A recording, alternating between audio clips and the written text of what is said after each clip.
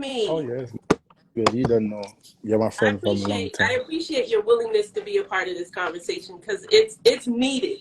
Yeah. And a lot of the feedback that I got when I posted the flyer was like, thank you, Ida. Thank you, Ida. We need this conversation. We need this conversation. So thank you for joining me. Men don't really like to talk about things like these because, you know, we got to put on this masculine, we're tougher than tough, but I don't care about none of that. You already know I'm very straightforward with everything. You are. Yeah. You are. And that's why you were the first person that I thought about. Like, this is somebody, but no, it's like, this is somebody that I can have a real honest conversation with. You know what I mean? Yeah, that's true. Because that's true. We've known each other for years. A long time. I think the first time I met you was when I was playing in Jamaica, right? I want to say, when Raw Dog brought you to DC. Oh, yeah. Rest in peace, Raw Dog. Rest oh, my in God. peace, RR. That was Raw a long Dog was time. the first person I heard innocent sound. It was the construction party of the Bounty Killer show. Yep. Yeah, those two. Yep.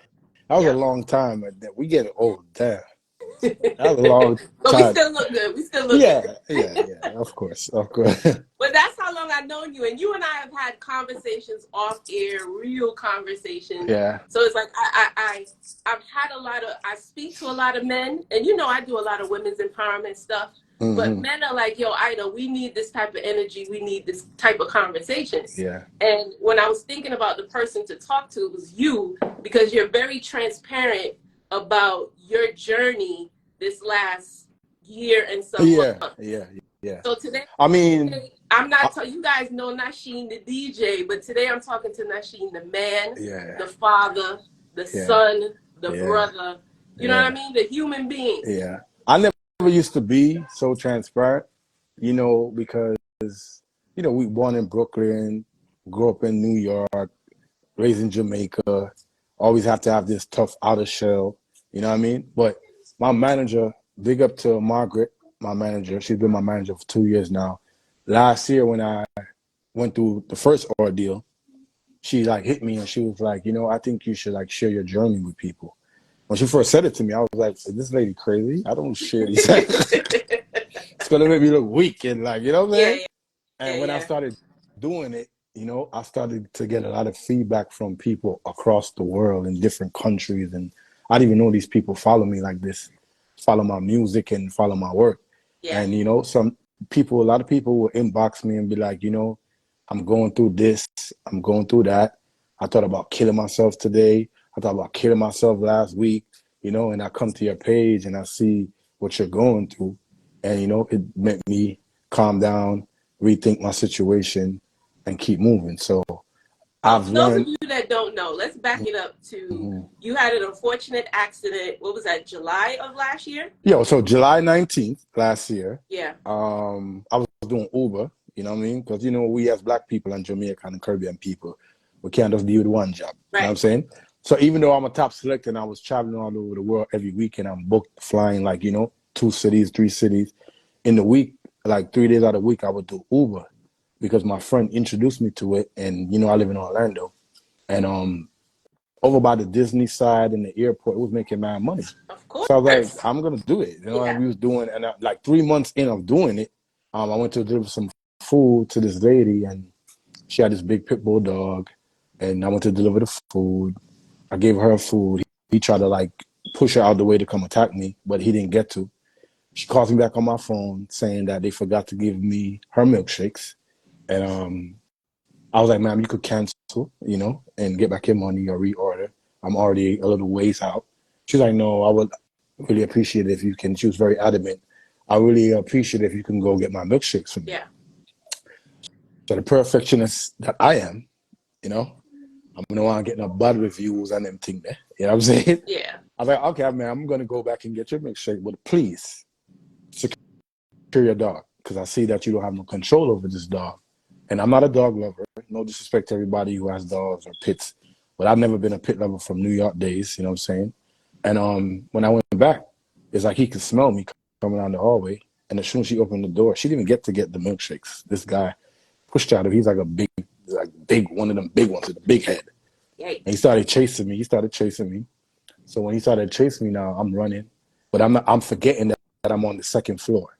And the way how he's getting so close to me, my natural instinct off of fear of the dog biting me or whatever. I was like, I'm not making this dog bite me. I don't care what nobody say. Right. Me, Maguire like me a Superman and jump from the Spider-Man, I should say. I jumped from the second floor down to some concrete, broke my 2 ankles. Bones came out and everything. Fast forward, big up to all the people in the medical realms, surgeons, doctors, nurses, CNAs, LPN, everybody. I have a different respect for y'all now because those people actually put me back together. I had 6 surgeries in 1 week last year. And they put me back together. And so let me ask you, because, once the initial shock wore off, like, oh shit, this happened. Yeah. And you're laying there and reality sets in because, now it's like, I can't play. I can't work. Yeah. And, most men, their value is tied into their ability to provide. Oh, yeah. Yeah. I'm definitely like that. So when reality hit, what was going through your mind? When I first landed, and you could just feel when I landed on the concrete, you could just feel like, okay, something is wrong down here. I didn't look down there yet. Yeah. So what I did when I fell is like I kind of fell on my back and I used my right hand to brace myself, and I had turned. Yeah. Just so I couldn't hit my head or something like that, because that would have been worse. That's why I got this right here, these scars. Right, I'm not erasing no scar that I have through my ordeals. These are scars of, you know what I'm saying, life. Survival. Yeah, survival. So when I'm laying there now, my first instance after the shock, I started cursing the lady out because she was on her balcony looking down and she was crying. And I'm like, yo, you fat. She was like Kevin said, no disrespect to nobody. But I'm in my mad mood now. I'm mad. You know what I'm saying?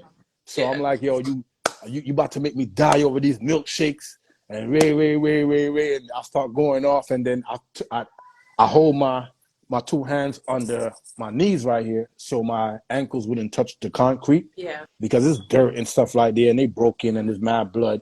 So I was losing a lot of blood. So I don't want to, you know what I'm saying, touch the floor and get all that dirt into my body and stuff like that. So I'm holding my knees up from under like this. And then I see my ankles hanging like this and 2 bones out. I started going crazy. So I was like, Nasheen, don't panic. You can't pass out right here. You know what I'm saying? Even though her neighbors came outside from the first floor and he was trying to help me and everything, but I'm just so into survival mood all my life. I was like, yo, listen to me, man. I'm not passing out right here in front of these people. I don't know who these people is. You know what I'm saying? And he was like, sir. I was like, ma'am, the lady that came out on the first floor, I was like, ma'am, look in the back of my truck. There's like a blanket in there. Could you bring my blanket, bring my wallet, and bring my 2 phones? She was like, sir, we just got to make sure. I was like, listen to me, and you were calm. Yeah, I was like, listen to me, like man. That. Just do that for me, okay? Wow. And she did it. She brought the blanket, and that's when I kind of just rest my foot on the blanket, and I put my 2 phones in my pocket and my wallet. Yeah. So she was like, you can relax. We already called the ambulance. I was like, oh, she said, please just don't pass out till they get here. I was like, man, I'm not passing out. I've been through pain all my life. I'm not passing out. And I stayed up, you know what I'm saying, calm myself down. Ambulance, I could hear the ambulance coming. So when I heard the ambulance coming, I started to relax now. But then I started getting dizzy, like I wanted to pass out. I just told myself to stay up, They came, put me on the stretcher. When I'm in the ambulance, he was like, sir, you can relax, you can knock out if you want to. I'm like, no, I'm not knocking out until they give me something to knock out in the emergency room. I'm not sleeping. Yeah. And they brought me there. They did what they had to do, got me back together. You know what I'm saying? Big up to my ortho surgeon. He did a very good job. And I was in there for a month, you know what I'm saying? Then I came out. Because while you were in there, you were very transparent about, your surgeries and what you were going through. And there were even times where you did talk about, how you were feeling mentally and what was going through your head. It was times in my story I was in a lot of pain. Right. I was in the pain and I was voicing it in my stories and people heard it, They was like, oh God, this nigga's really.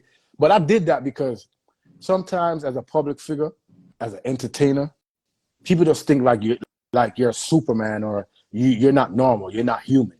Right. You know what I'm saying? So I just really was transparent. I wanted people to see no matter how you view somebody or if they, you know, in a entertainment business or something like that, they're still normal people, you know, and anything could happen. It can happen to you, it can happen to me, you know what I mean? And I really just wanted to like people to know, like, if you're going through something, you know what I'm saying, you can overcome it, you know? So that's why I was like showing all my recovery, you know what I'm saying, how, you know, from when I'm moving to the bed, to the chair, I did all of that because, you know, it's being transparent is not showing that you're weak. It's just showing that you're trying to help a lot of people that's going through whatever they're going through. And it really did work still, like, because a lot of people, I've gained like a lot of supporters. I don't like to call people that follow me fans, you know.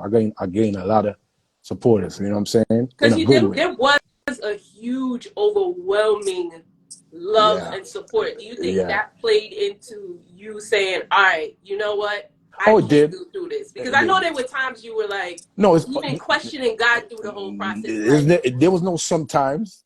It was like all the time. Yeah. When you first come out of surgery, remember I did surgery 6 times in 1 week. When you come out of these things and you come down off of that, first of all, the scare of going to surgery 6 times in 1 week, you know, I never been through nothing like that before. You know what I'm saying? You get down to the emergency area where they got other patients waiting to go to surgery. They got the anesthesia doctor coming to talk to you, the surgeon that's going to perform the surgery come talk to you, 2 other nurses or whatever, and they come into you, they're like, oh, I got to put you on anesthesia. You know, in my mind, I'm like, anesthesia? People don't even wake up from these things sometimes, you know? I cried every single time that I went down there. Really? Before these surgeries. Was it time. Fear of not surviving? It was fear of I might not wake up. It was fear of, it was more of a, damn, how you got yourself in this, and, you know, questioning God a lot and stuff like that, which, you know, now I'm not like that. Yeah. I don't, this last one that happened to me, I don't question him about nothing because really and truly, I believe that, you know what I mean? He really did save me 2 times back to back. Like I really feel like I'm one of his favorites, yo. I swear to you. You know what I mean? Because I could have been gone, you know what I'm saying? I could have been gone just like that. I lost like a lot of blood, you know what I mean? They had to give me blood transfusion to put back in my body and stuff like that. Talking about it right now, it makes me kind of teary-eyed, but it's cool, you know what I'm saying? It's all right. You know what I mean? We made it, you know what I'm saying? We're going to make it again. You did, and through that journey, and you probably didn't even expect to be able to impact people all over the world. Because like you said, you had people reaching out to you talking about, yo, I'm feeling suicidal. And so what was that feeling like when you realized? I'm going to keep it real. Yeah. A lot of people I've known over the years, because I'm not this changed person, but I change a lot of ways in how I think about a lot of things. You know? A lot of people I've known for years, they wasn't reaching out like that. And even if they did, it wasn't genuine. Strangers really pulled me through this, the both times. And I'm going to just keep it 100. Yeah. You know? I stopped dealing with a lot of people after this. No disrespect to nobody. And I really don't have to explain why. They know why. Yeah. You know what I'm saying? Yeah. But that's one of the reasons why I was so transparent. Because strangers was making me get through this. Yeah. Yeah. They see what I was going through. They was inboxing, bro, you could do this. You know what I'm saying? I've been watching you, listening to your music for years. I'm one of your biggest SoundCloud fans or whatever it is. I never met you in real life, but you're one of my favorite DJs and you could do this. So those things was motivating me. I wasn't really getting. Were you surprised by it? No, because when I play music and I go to different cities and different countries and stuff like that, you get that type of love. But there's a few people I knew for a long time that was really there for me. You know what I'm saying? They really was. You know, so I ain't gonna single out nobody's name or say nobody's name because, you know, people get in their feelings. Oh, the boy never called my name. The boy, I may have enough time for them sitting there. You see what I'm saying? But it's all love, saying it's all love. Everything is a learning situation. You know what I mean? Big up to everybody in the comments telling me what's up. Hi, everybody. Thank you. I can't answer everybody because this is her show. You know what I'm saying? So thank you everybody for joining us. So through your recovery, you had this drive, this motivation that inspired even me. Yeah. And you were like, Ida, I'm gonna be back behind the turntables by July. Yeah. And you pushed, and we saw your recovery, and you pushed and you pushed. What was the motivation behind that for you? But like I said earlier, even though these situations is the first time for me, it's not the first time I had to go into survival mode. because you got talk about that. You got to understand. Yeah. You know, I was born in Brooklyn. My father's Jamaican. My mother's British. So I was in a very tight-knit Caribbean household, British household, right? My father died when I was 3 years old. My sister was 4, and my other sister was 5, because we are 1 year apart, you know? And he lost his life to the streets, you know what I'm saying? People that knew him killed him, you know what I'm saying, in Brooklyn.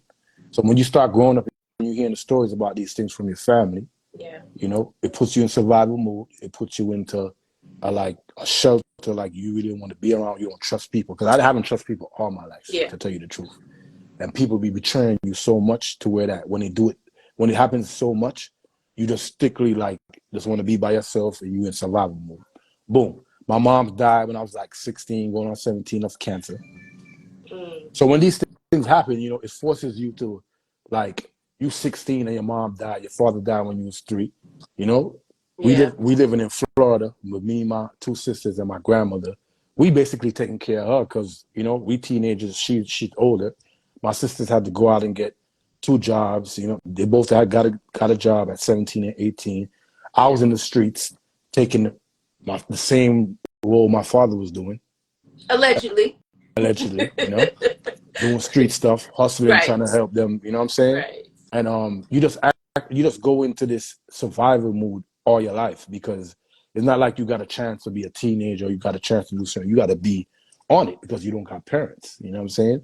We got a lot of family in New York and stuff, and some of them was asking us to come back to New York, but we decided that we didn't want to because our mother moved us to Florida for a reason. Right. And we know that she'll be happy if we stayed. She never wanted me in New York, you know what I'm saying? Because that was one of the main reasons why she moved to Florida. So we was like, we're going to stay down here and figure it out. And to tell you the truth, we figured it out.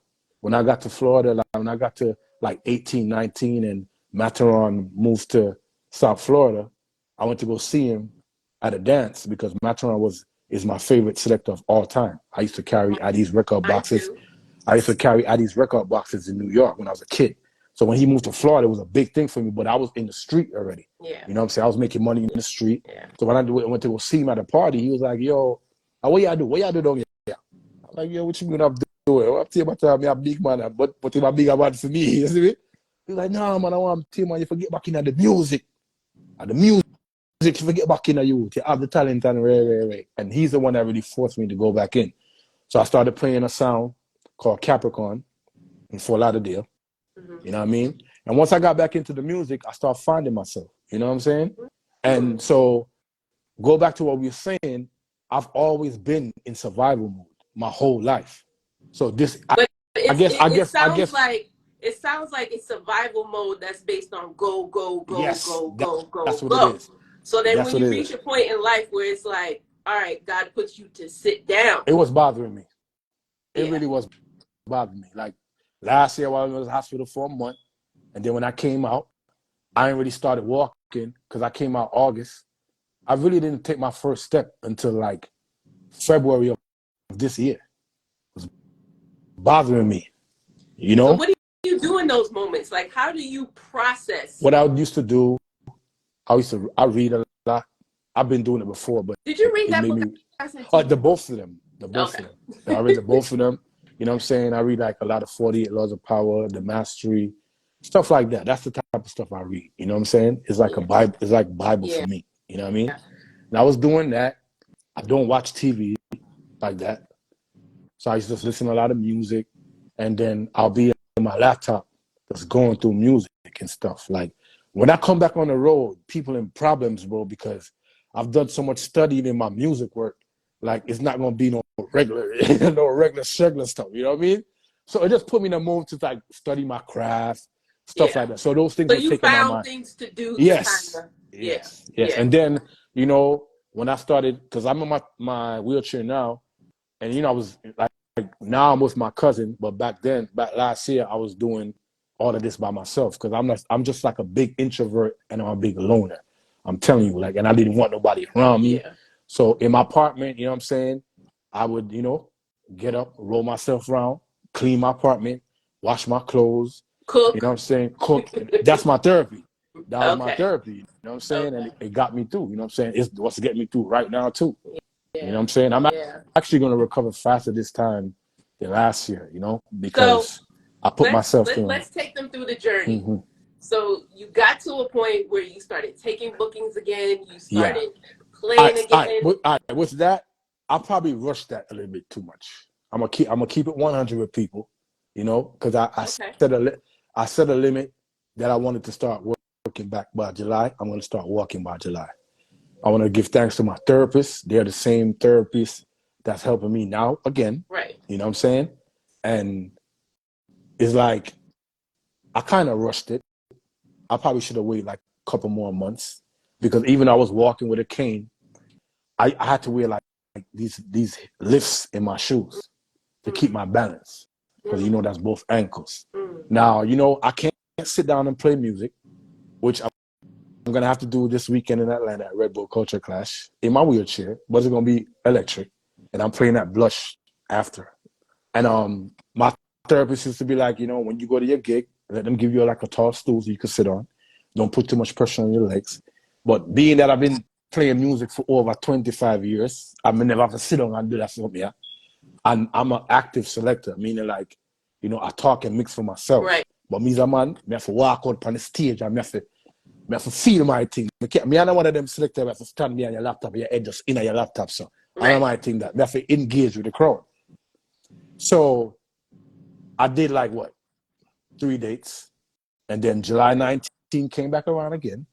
And this happened to me on the same day of last year. It was the exact same day? Yeah, I was coming back home from a party, a Tuesday night party, because I kept my return party to Sunday. And a selector in Orlando, his name is Kevin Hype. You know, big up Kevin Hype from Interceptor. He came to my party and he supported me in such a way that he has his Tuesday night. And I told myself, I want to go back and support. It was never wanted. He never asked me to come back. I never offered it because everybody, they know my situation and know that with situations like this, you have to rest. You have to rest. Right. You have to rest. That weekend, I played the Saturday night. My party was a Sunday. I cooked the food for my party. So I was up all day. I should have took that whole week to rest because I was supposed to fly out that weekend. I went out Tuesday night. My body was telling me before I went out, bro, you're tired.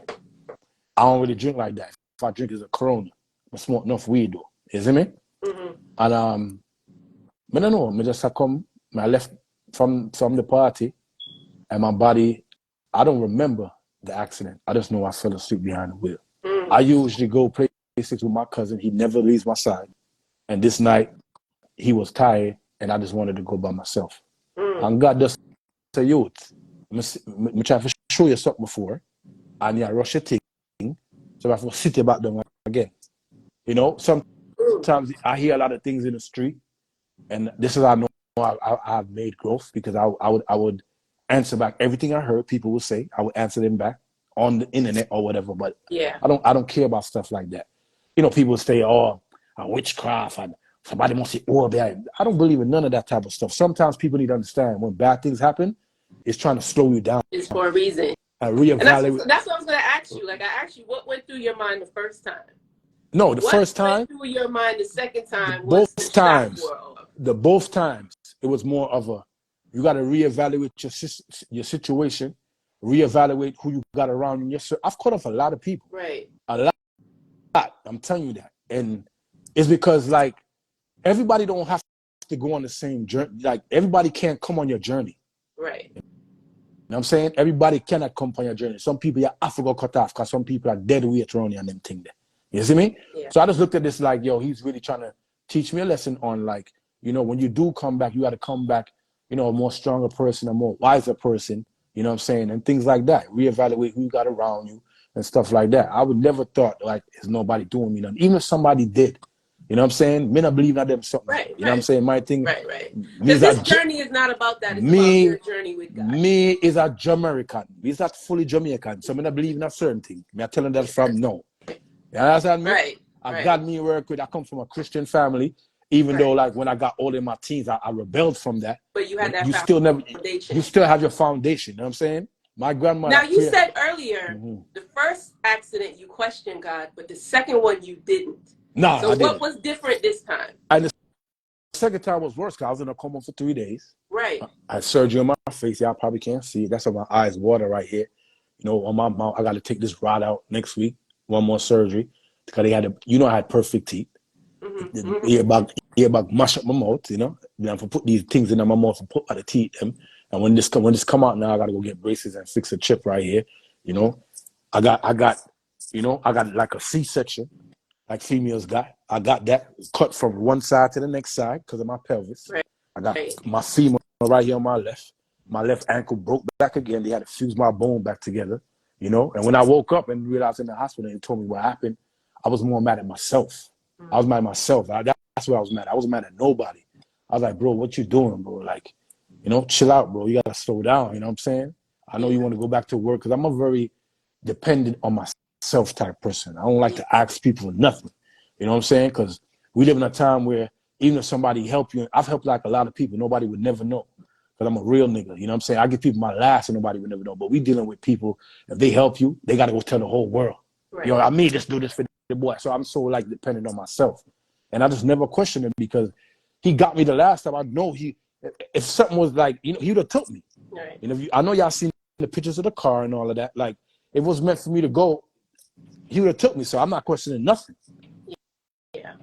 You know, I just believe in God and know that he got me. You know what I'm saying? Some people don't. You know what I'm saying? That's their business. Or some people believe in whatever they believe in. But me, just knowing that God got me for real. You know what I mean? What kept me motivated, like, you know, I love my kids, my 6 kids, you know what I'm saying? Aaliyah, Nathan, Jaden, Zane, Sage, and Nashawn Jr. You know what I'm saying? Like, that's all I really think of. They're my biggest accomplishments. I don't care how much places I've been in the world. I've been to Africa, I've been to Europe, all over this world to play music. You know what I'm saying? How my kids came out, you know, as my 4 teenagers, I got 20-year-old, 19-year-old, 18. You know, way how they came out. Like, those things keep me alive because at their age, I was doing street shit.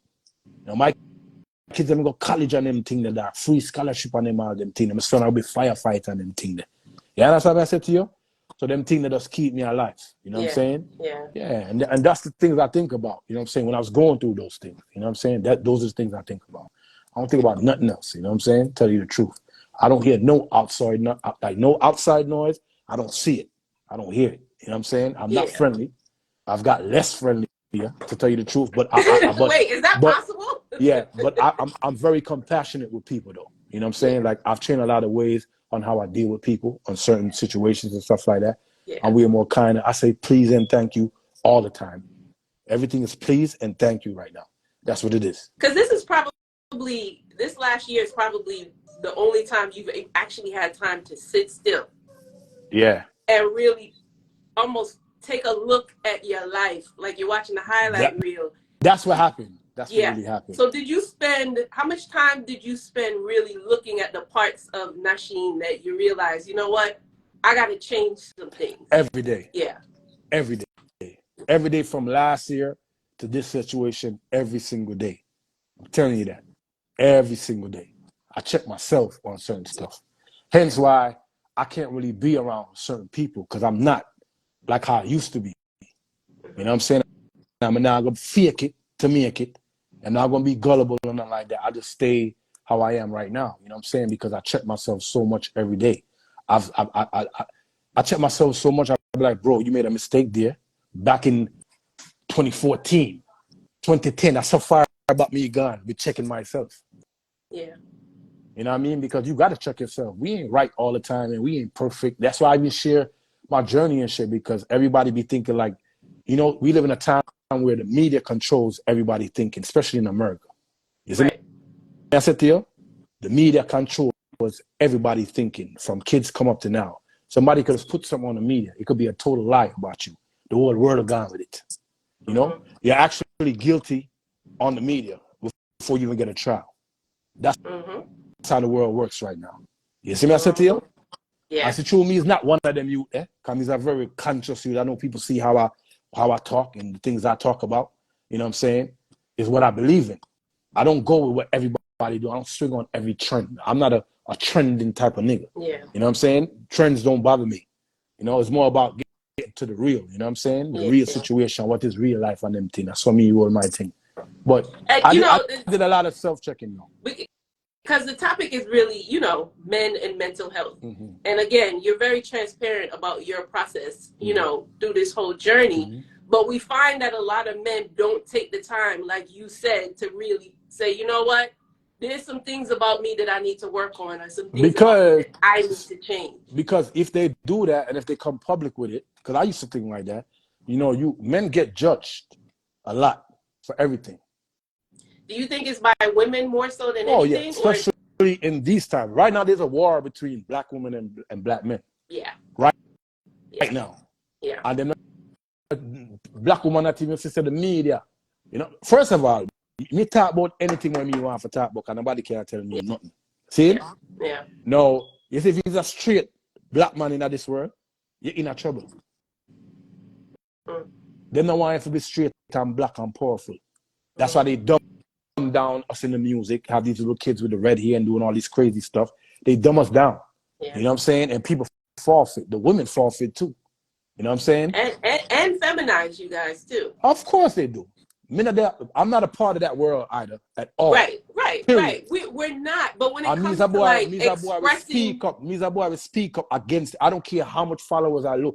Me not deal with, first of all, me don't even care about followers. I don't follow people in our real life. And none of this this is not even real. Right. You understand me? Everything you see people post on the internet of perfection, it is not perfect, bro. Facts. And people need to know these things. Facts. You know what I'm saying? Talk about it. So that's why me can't really have conversation with certain people no more, you know, because they're not there on my level, you know. Like right now, when we post Donald Trump on my page, people get mad and cuss me in the comment section. But right now, everybody want Biden for left and they want to bring him back. Yeah, you are a Trump supporter from day one. Yeah, I'm gonna vote. I don't vote. I'm gonna vote. I'm gonna deal with. I don't like prime ministers and presidents and stuff like that. I just like him as a president. You see me? Because no matter how much him talk in mind and them thing there, him still defend the people. You know what I'm saying? And that's the type of people I deal with. Yeah. You know what I mean? Yeah. I don't deal with people who want to swing where they see where everybody's swinging without doing your own research. Like people nowadays really do things without doing their own research. Like I just can post something and say, this is it. And they believe it. Yo, I just said this is it, so this is it. Without mostly our people too. Nobody not like you want hide things from black people, put it in one book and put it somewhere. Yeah. Got them like read. So let me ask you this. As women, especially those of us who are in relationships and stuff like that, you know, for women, I love y'all. I'm not bashing y'all. Me loving them. I tell them that. Right.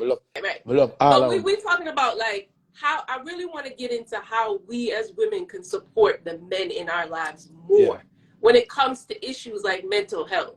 Because you guys, I feel like men deal with depression more than anything, but they don't verbalize it. They don't speak on it. We bottle it up. We bottle everything up inside. It comes out in the form of anger. That's the only emotion. It come out in the form of anger, and it comes out into a form of suicide for men, especially in my age group in their 40s. Yes. Because I was surprised to find out that the highest rate of suicide among black men is Caribbean men. Yes. Yes. And so it's like Caribbean woman put a different type of pressure on we. Whether them don't want to admit it or not. But different type of pressure. Than the pressure that you guys put on yourselves, though? No, I would say it's like even. I would say it's 50-50. I'm gonna keep it real. But if you would have like a little bit more support from your women, I think it would really, you know what I'm saying? Because like nowadays, the narrative is, you know what I'm saying? Yo, I want a rich nigga. If you ain't rich, if you're not doing this, you're not doing that, don't talk to me. You hear me? And that them put out in the word. You know, I feel like that's a trauma response because you have women that have done the love thing and understand. I understand. So but for them, it's still just like, you're right, show me the money. It still don't make it right. It still don't make it. Come here, I'm tell you this now. Say that it made it right. I'll turn a millionaire tomorrow. See?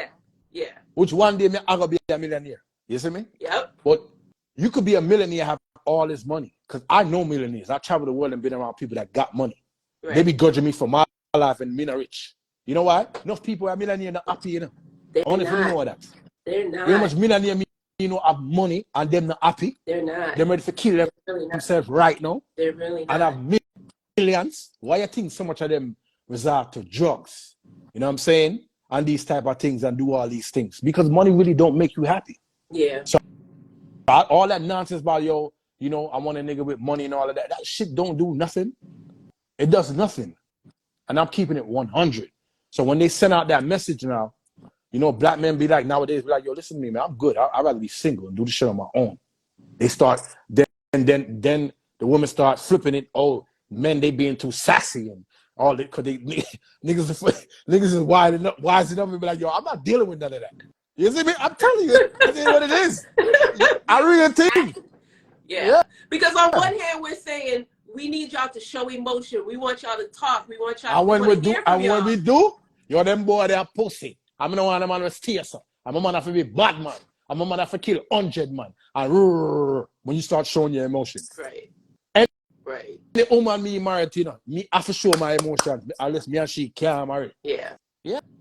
You want to get married? You getting married one day? Yeah, man, I'll get married, man. Good out next year. May I tell you that. Make sure I get my invite. Yeah, enough people all get invited. I better come sing at my wedding. You know. My thing a big thing. Normal love thing. Love it. I said Mike though. Mike next year. Don't hold me to that.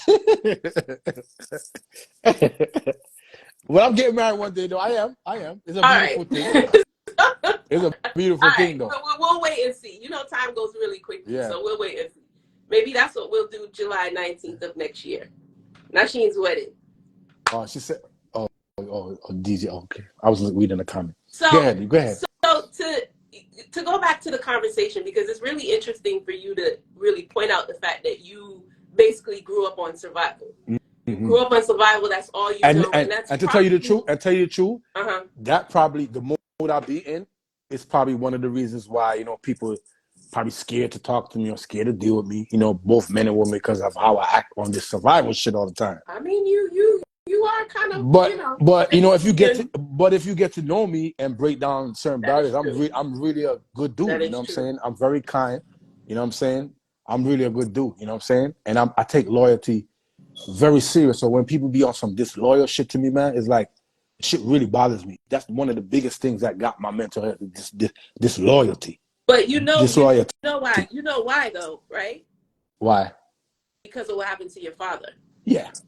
That will always be a trigger for you. That will always. I really don't trust people, Ida. I swear to God. Yeah. I probably missed out on a lot of my blessings through this whole music and shit it probably saved you too. Yes, you know what I'm saying? Because of that. You know what I'm saying? And it is what it is, you know.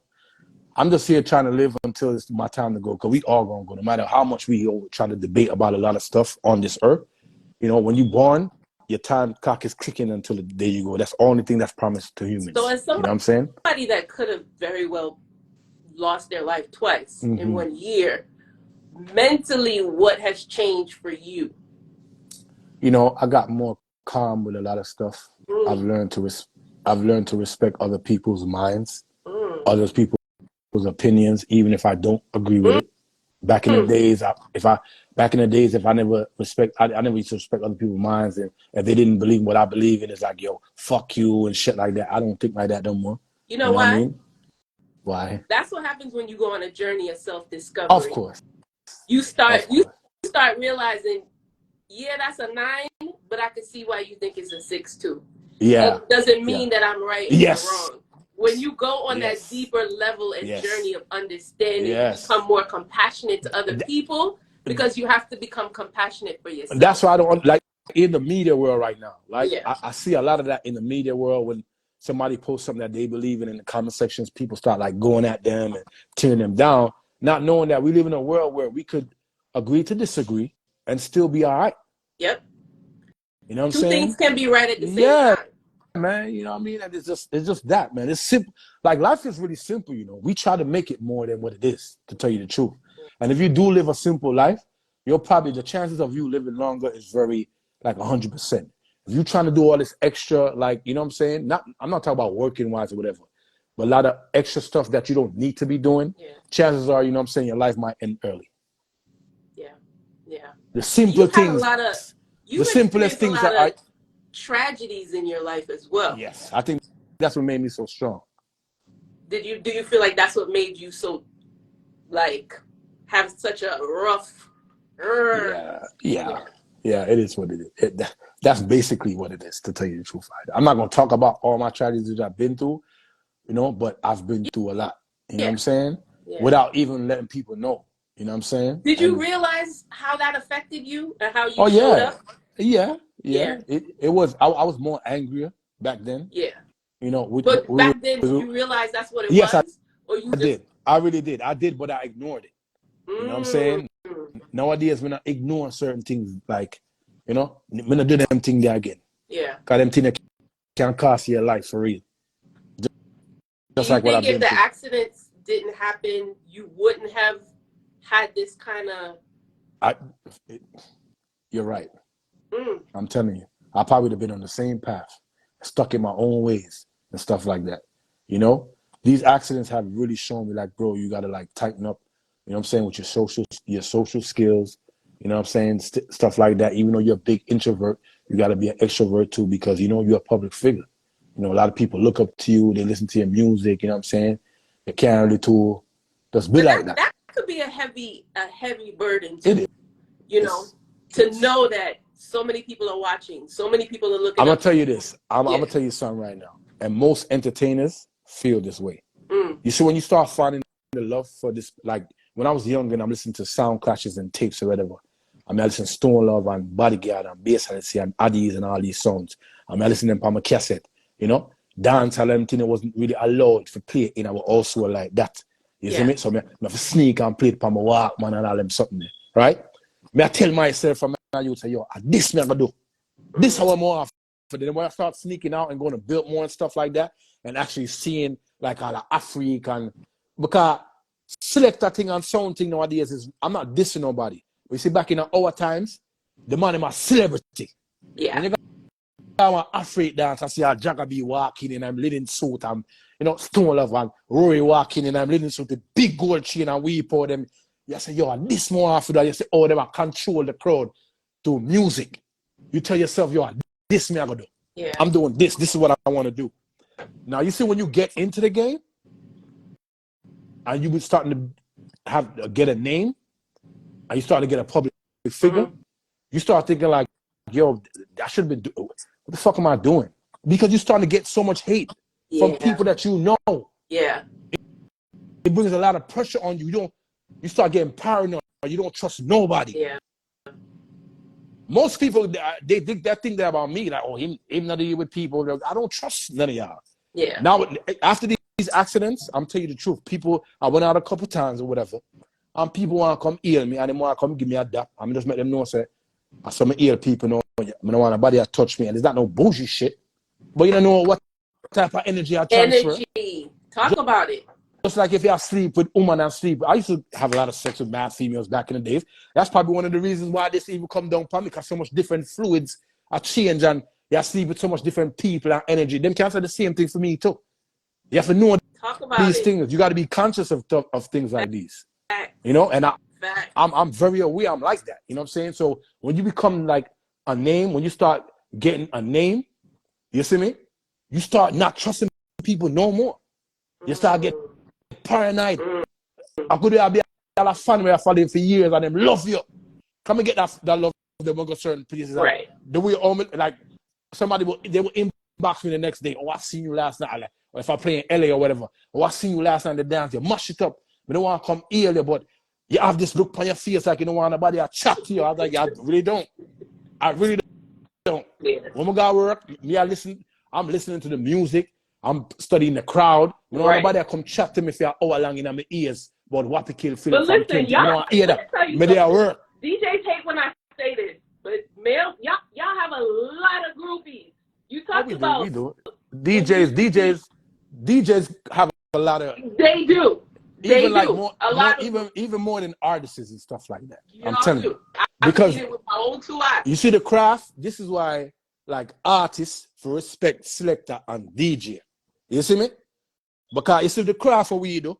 In a techno, yo, people look like it's easy. First of all, laptops came out, right?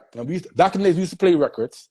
So your selections have to be 15 songs ahead in your mind. And then Everybody can do them thing. Laptop coming in now and the same thing. You have to think 20 steps ahead when you up there playing music or you controlling the masses. Yeah. You see me I say? Them thing they are pressure. Them thing they are craft. You see me? So people respect select and DJ because not anybody could do that. Not anybody could stand on there and play for 2 hours and control a crowd for 2 hours and have the right selections playing. Yeah. Do you feel like music saved your life? Oh, yes, it did. Big time. And me never have music, me not prison a long time, I'm dead. Yeah. And that's the route I was going. I'm telling you the truth. What role has music played in your recovery? Oh, it's a lot. Yeah. I listen to a lot of music. You know, I'm an old soul. So in my recovery, many other listen people that probably feel like, yo, I might listen to one bag of Valiant to over there and Mother. Well, I listen to those things sometimes, but what helped me in my recovery is like even the last time I was in the hospital. You know, I used to listen every day and every night before I go to sleep. Anita Baker, Patti LaBelle, people like that. You see me? Because I'm not somebody I make. One of my favorite SoundClouds of yours that I still listen to is that Souls one from the UK. Yeah, people stay with me on SoundCloud because I see y'all messages. I see y'all messages bother me that I need to put out more audios and I need to do this and I need to do that. But don't have to bear with me. Because remember I said this is a man trying to recover back in life. Yeah. See?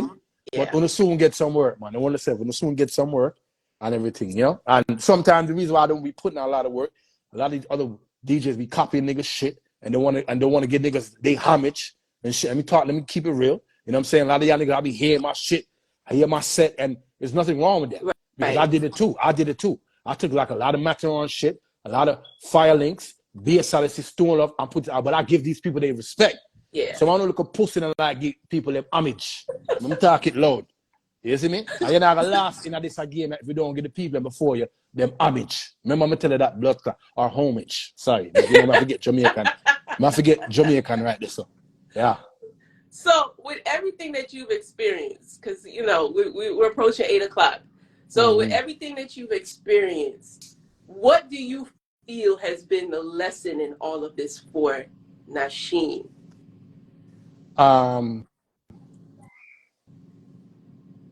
Just try to search for a peace of mind instead of trying to go so hard with everything.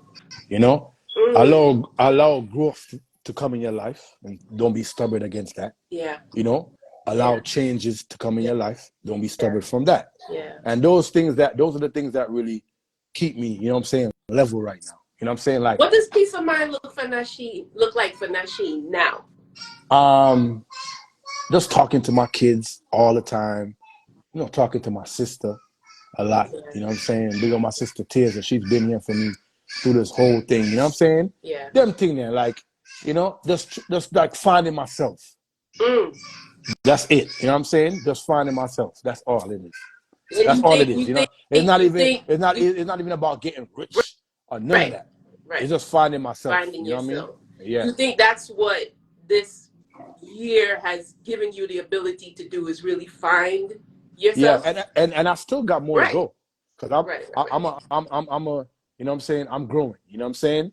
But I've grown so much this year that, you know, I wouldn't change nothing about my life. You know, I'm telling you that right now. Even what I've been through, I would never change what I've been through in my life because it makes me who I am right now. I swear to you, I don't regret nothing at all. That's when people say that, they've been able to process everything and understand why things have happened to them. Of course. Yeah. Of course. Yeah. You know, for the things that happened to me are probably because of my own fault. And me accept them thing there. Yeah. Me all right with that. Accountability. Of course. You have to. Everybody need to do that. You know what I'm saying? Everybody need to. What I would say to the men nowadays, because I know a lot of men going through mental health, just like I've been through, you know, and they're scared to open up about it.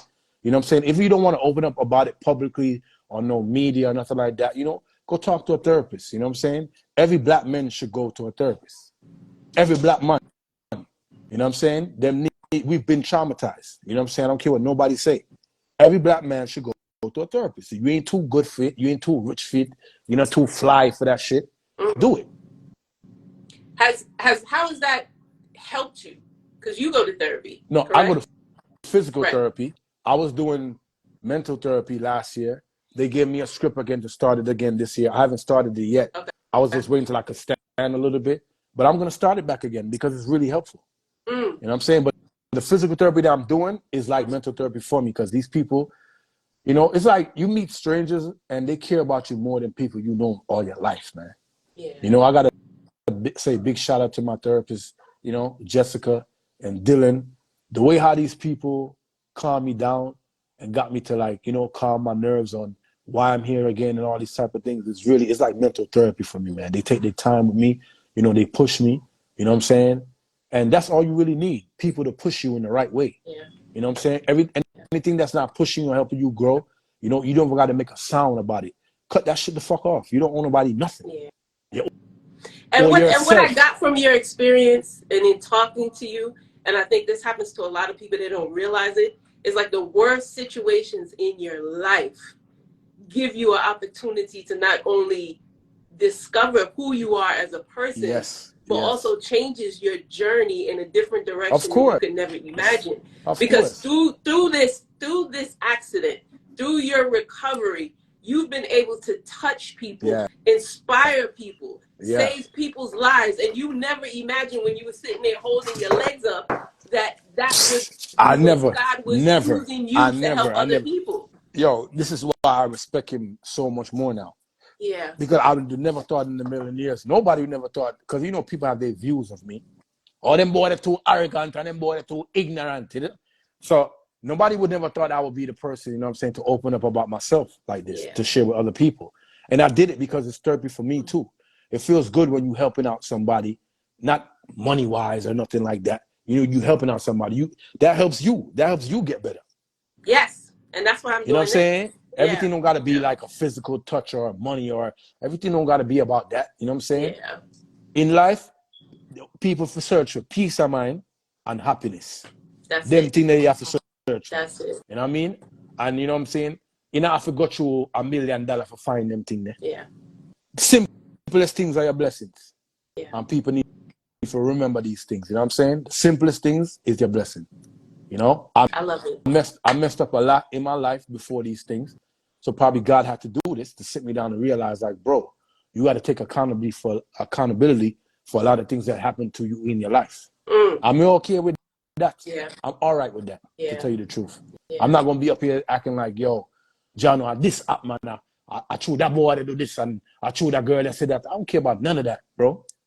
Because really and truly, I ain't mean to call you bro, but I'm saying I don't really care about, I don't care about none of those things, because really and truly, everybody's going to die one day. Right. I'm not afraid of that. Right. I tell you the truth.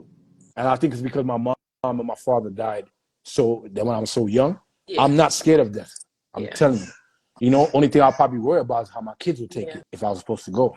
You know what I mean? And but that's the only thing he promised your us. Journey, when you go back to people are like, oh, he's rude and he's this and he's that, not realizing that losing a father at an early age, losing your mom at the age of 16, having to go out there and be Get it on your own, provide at an early age, created this persona of somebody that had to protect themselves. Yeah, and that's because I don't want nobody to play with me. Right. And then I don't really want nobody to play with me, like mess with me intelligence neither too. And people tend to do that. But so like to my reaction is always straightforward and real. A lot of people don't like that because they can't really handle that. But it's better somebody be real with you than be fake with you.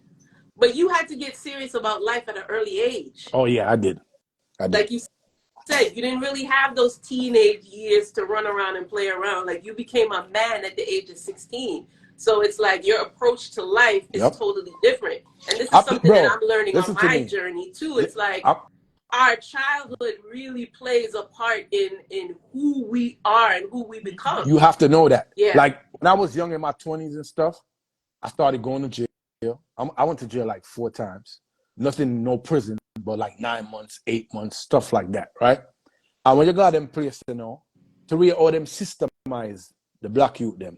When you got them place, because one time I was in there for 9 months. I had no bond, but I was fighting my case. I had like a gun charge, right? And I was fighting my case. And I remember like every time I go to court, each month I go to court, they would have these other American dudes down there. You know what I'm saying? Some of them been to prison already and get free, come out and get back in a trouble and then go back to prison. And they used to call me Dread because they said me a Jamaican. Right. So I go to court and I come back in the cell They be like, what they did for you today, Dread? You going home? I was like, nah, they put it off to next month. Dread, what they trying to give you? I was like, they trying to give me 5 years. Oh, Dread, take that. You could do 3 years and come home. I said, me for do 3 years for what? Me not systemize. Me don't want to sit down in a people place, lay down in a one room, 3 meal a day and everything. But other people that's there, they think like that. Yeah. So when they've been conditioned to feel like that's the norm. So I come out and I say, no, Nasheen, you have to change up your thing. Because you can't go back at them place there. Yeah. Them place not built for we. Yeah. You know what I'm saying? But we get, they condition us so much, and then even with the media now makes it even worse. Yep. You have to be strong enough in your mind to take accountability for the things that you are going with in your life and take yourself out of that. Yeah. You see me? A music alone me do now. Yeah. That alone me do. Yeah. Nothing else, and nobody can stream for the nothing else neither too. Nobody can, I'm just keeping it real. Nobody can call me and tell me, boy, yo, me have some this, and me don't want to hear none of that. And music alone me deal, because that's my destiny. You know what I'm saying? Experiencing what you experience, you have to have a different outlook and perspective on life. Yes, you have to. Most people don't really tap into that though. They go through life the same way all the way through. Do you think they know how though? Probably that's what it is. Yeah. But really and truly, if you're strong enough, you could do a lot of self-searching if you're strong enough. You know what I'm saying? And people need to do these things and take accountability for themselves, especially black people. You know? Stop always looking to the white man. Yo, I'm not a slave. Let me just put it out there right now. I have nothing against what slaves went through, but me is not a slave. You see me? I'm now wait upon a white man to give me this and give me that. I forgot to get it. Everything you want to blame people and put it on people. Yeah. You see me? You got to get out of that mentality. Yeah. You have to do for yourself. Figure out things for yourself. You can't be like, you're the white man over me. They're probably over, yes, but what you got to do for yourself right now? Yeah. And them way them me think. You know? So that's why I really can't really knock as with certain people no more. That happens. You know, on your growth and on your journey, when you change, so will the people around you. Yeah.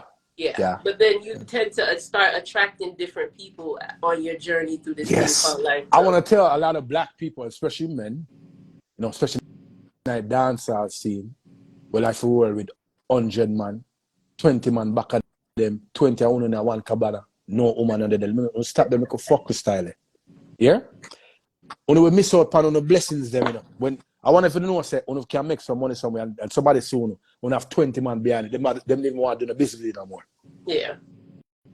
But you know what? Nasheen, I feel like it's an experience that you can sit here and talk to people and warn them, but a lot of people, it's something you have to experience, because there was a time where I was I was out every single weekend for like 20, 30 years. Yeah. You know what I mean? And I used to have people along the way this is a big dancehall lover right here, sir. Ida from New York, there's people know her, she a star.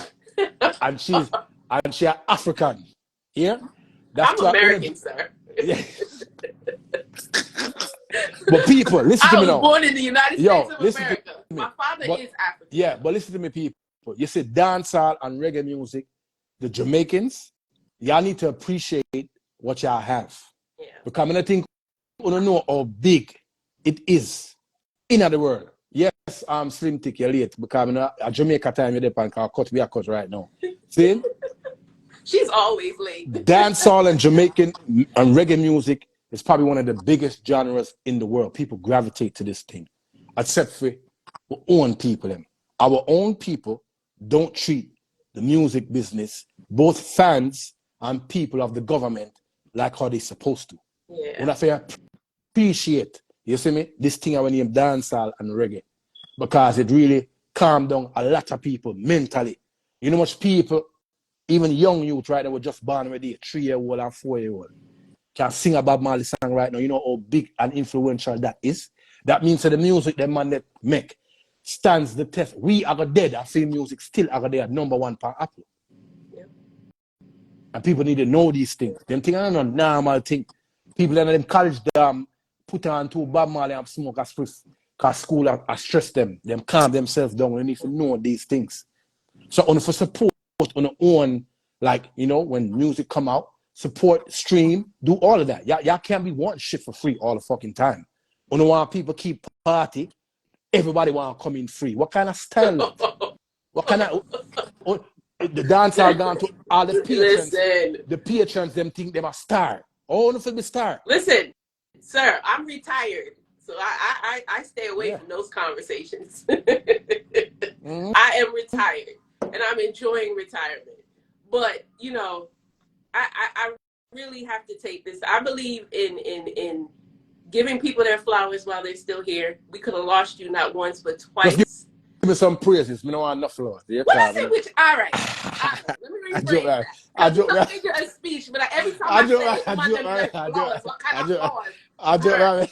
Not only do I appreciate you taking the time to have this conversation with me, you know, the respect and the love between us has been there for a long time, but the fact that you're able to take and process the things that you've been through, and you can sit here and talk about it in the manner in which you talk about it, shows your growth, shows your commitment to God, and your commitment to yourself. You know, because you could have very well been angry at the world. You could have been blaming everybody. You could have turned into a whole different monster. And the man that I see in front of me is... Before you finish this, I want you to finish. I just want to answer this one comment where she says, the dinosaurs in dancehall need to give the younger ones a chance. Me's a boy, more selector. See, me to talk to or deal with selector them from my age level. Most of my selector friends and people who I talk to are younger selectors, and them can tell you. Them ask me anything about the game. I'm ready to give them insight. And when we that grew up in our music, we couldn't get them thing from Rory and them money. We have to stand up and watch them, you know. We couldn't even ask them a question. You see me? I believe in that. You know, you gotta give the younger people a chance. You can't be like bashing their music because what they're saying is not what you like. You know what I'm saying? Because they have their own fans. When we was back in the days, when we was listening to Bounty and Beanie back in the days, our parents didn't want us listening to that. I say that argument all the time. You see all me? The time. The world evolves. Something might not be for you. Tap into what is for you. Right. Most of the big man them want to live in the Joneses. You're not going to be the man forever. I don't care what nobody wants to say. Know that. I mean, I talk to artists and selector. You're not going to be the man forever. I don't care what you think it is.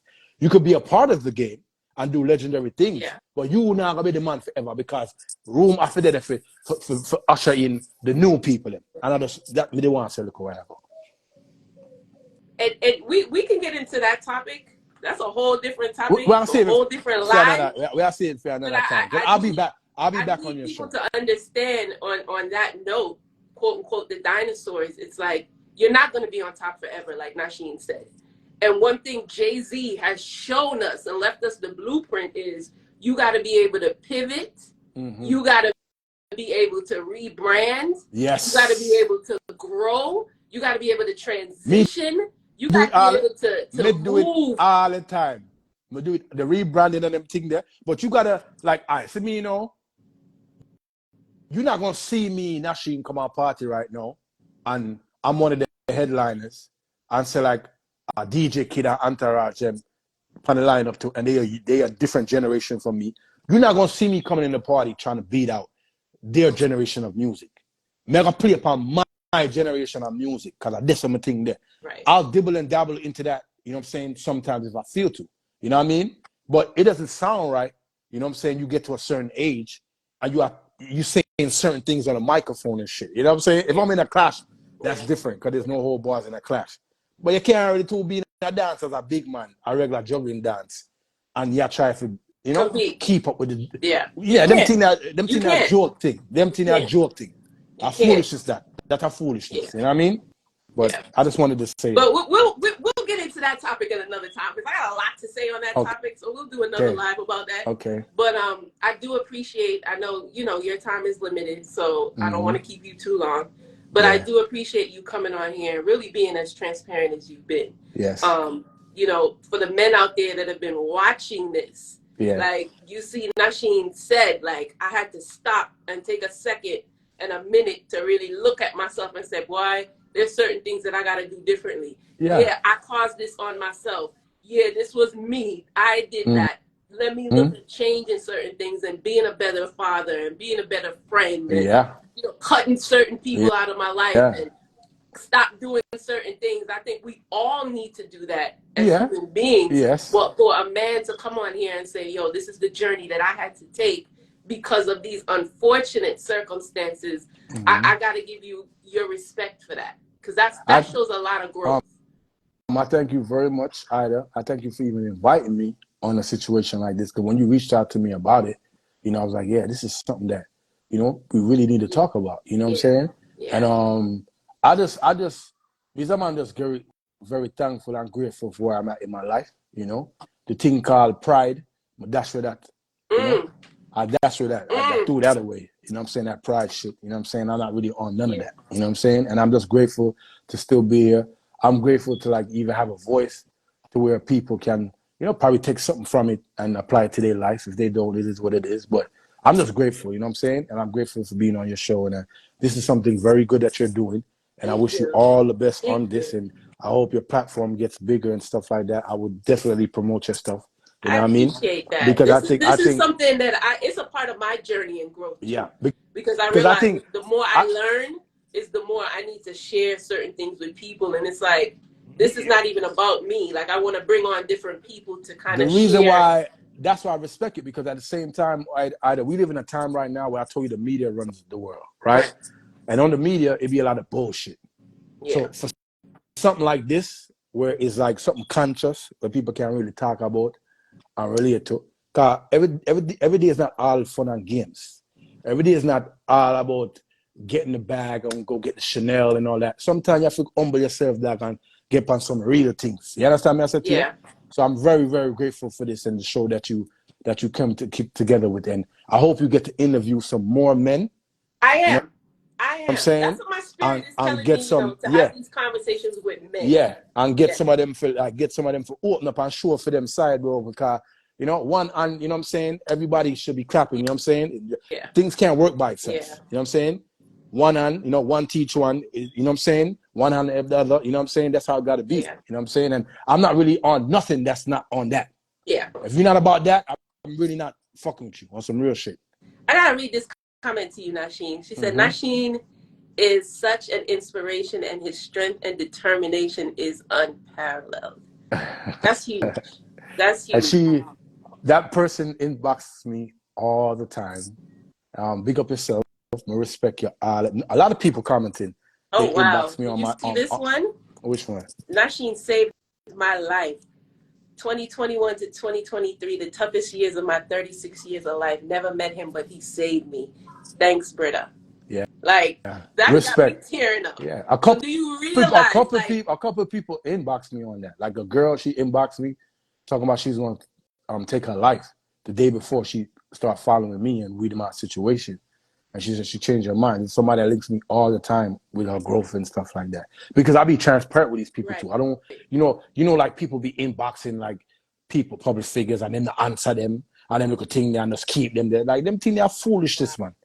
We're not too big for nobody. Wow. You see me? Once it's the right situation, I'm not entertaining no foolishness though. I'm not going to no foolishness and them things, boy. You know, once it's something to dealing with the right situation, of course, because you never know who you helping. You know what I'm saying? A lot of people help me. No. Even through your darkest times, you don't know who you're helping. And here it is, somebody is telling you, another person is telling you, you saved my life and I never even met you. So if that doesn't tell you, like, you have a purpose in this life. Thank y'all very much. I appreciate all of y'all. And y'all saved my life too. When y'all be saying stuff like this, it really pushes me, you know what I'm saying, to be a better person and try to be more transparent and try to get my life together. You know what I'm saying? Not just to show y'all, but for myself. You know what I'm saying? Because none of this is no show and tell thing. You have to do this thing for yourself. That's why I open up myself to people like this, because I want people to know, you know, you got to do this for yourself. Nobody's not going to do it for you. You know what I mean? One Nasheen. That's right. Nasheen, Britta, bro. Everybody in the comment section that's been mentioning my name, I couldn't get to answer all of y'all, you know, but I appreciate all of you. You know what I'm saying? I'm going to love all of you know. Even the enemy them, cause enemy in your We don't see them. We don't see them. I love y'all. I'm going to pray for y'all. You, back in the days, I'd have been like, yo, go suck your mother and think. You understand? We's a changed person. I pray for everybody. You know, you got too much love and support. Yeah, man. And I feel the love and I love that. You know what I'm saying? Because you understand, like, before I leave, you know, for somebody that didn't have their parents all their life, you know, you don't really get like a lot of that, a lot of nourishment and love. You know what I'm saying? So getting it now, you know what I'm saying, is very therapeutic. You know what I'm saying? I appreciate this. That is love. Nasheen, I'm gonna thank you, cook my boss. food, you know. I'm gonna cook my food right now. I know. Wheelchair chef. Everybody who tuned in as well and that was a part of this conversation. I'm gonna have more of these type of conversations, so stay tuned. But Nasheen, we'll talk. Thank you, Ida. I love you and I appreciate Thank you. And I love you more. All blessings on your new venture, okay? All right. Thanks, boss. All right.